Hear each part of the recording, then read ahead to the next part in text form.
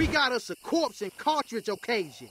It is no secret that Tekken 8 has been faced with a bunch of problems.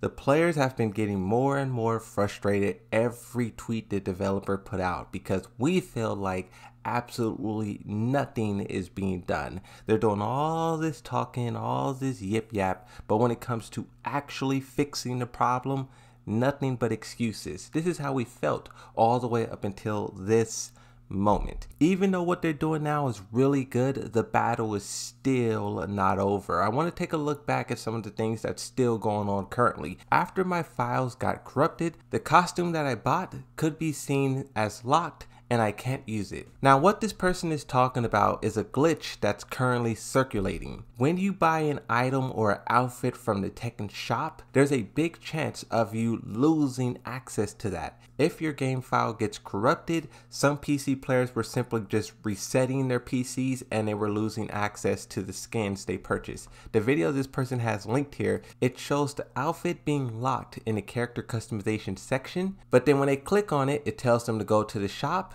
When they go to the shop, they're then faced with another screen that says you already own this item. There's a bunch of people like in the comment section when I first brought it to everyone's attention who were saying they also are experiencing the same issue, but just recently, right, because that video is like 2 weeks old, there was someone else 19 hours ago at the time of recording who is still facing this issue. So even though Tekken 8 is doing some good things now in terms of plugging and whatnot, there's still some other things that we need to express to the developers so they can fix it. Because in my opinion, bro, people spending their money and then not being able to access their purchase is bad. So I just want to say that. And then another issue, right? Let's just get the negatives out of the way. Another issue is the players' names. If you guys been following the channel, we've been talking a lot about names. There was a Panda player, there was a Devil Jin player, there was a Jack player. There's a lot of players who are making their names just the most offensive thing possible.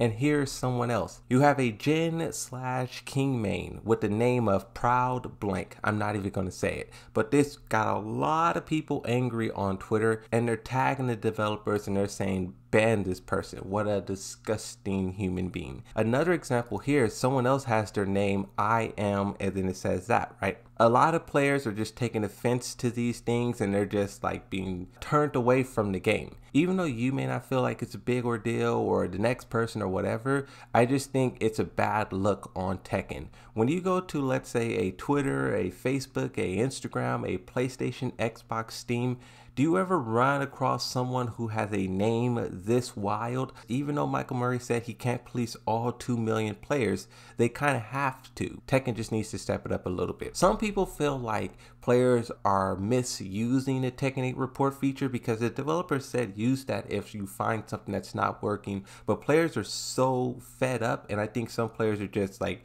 spamming it. But now let's talk about something that they did that is sending shockwaves around the community. One of the most notorious pluggers on the planet, LowTierGod, has been permanently banned. The person who posted this to Twitter says they made an example out of LowTierGod. The message error says, your account has severely violated the EULA regarding online play. You cannot use online play functions for now on. That's a permanent ban. LowTierGod, you know, of course he's going to have a major reaction, but it really wasn't as major as I was expecting. You know, all I did was turn off my game screen and you guys heard sound effects and then magically my got clipped. So my Tekken account, one of my Tekken accounts has officially been banned. It's fine though. I'll just re-rank up on stream. I don't give a f.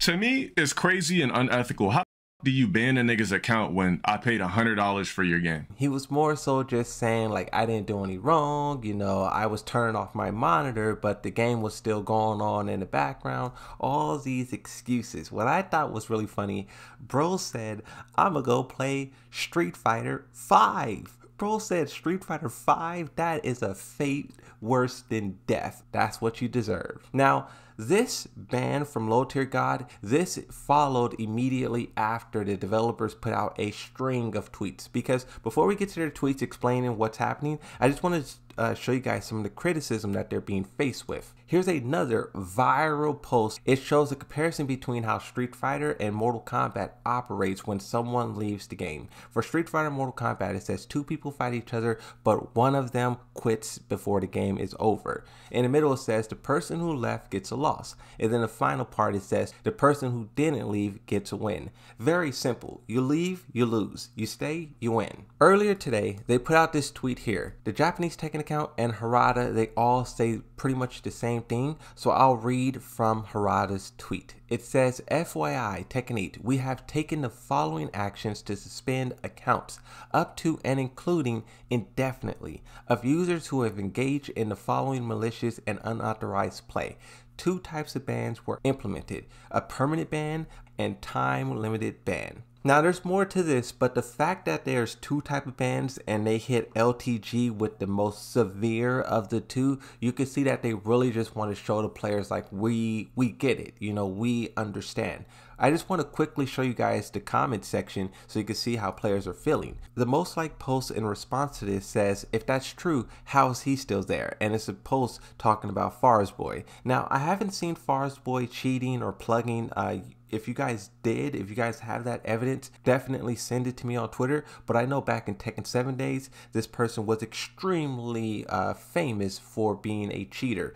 Evo even banned them. That's how notorious they were. So even if they aren't cheating in Tekken 8, a lot of people were just sickened by the idea of what this person was doing in Tekken 7. Now let's continue reading with Harada. This is the reasons why you will get banned. It says intentional disconnect, which is plugging, rage quitting, cheating and whatnot, cracking, which is like, see, I wonder what's the full scope of cracking the game, because a lot of leaks has been discovered through cracking the game. So I wonder content creators who, you know, upload that stuff, right? Jun Kazama's cutscene, Leo's cutscene, Devil Reina, are they in a line of fire? And then the final thing it says, or using inappropriate mods. I have a video about this.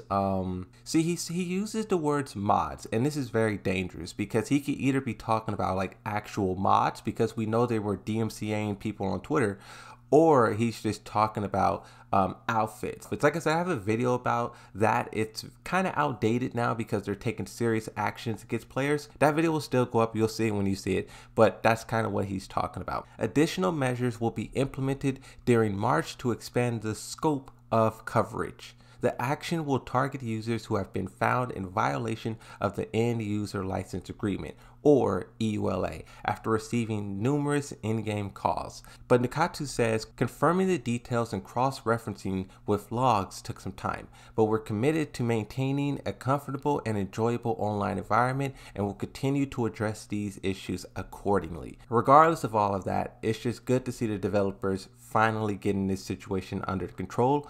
But still, there's a lot of issues, some that we talked about at the start of the video, that they still need to take control of.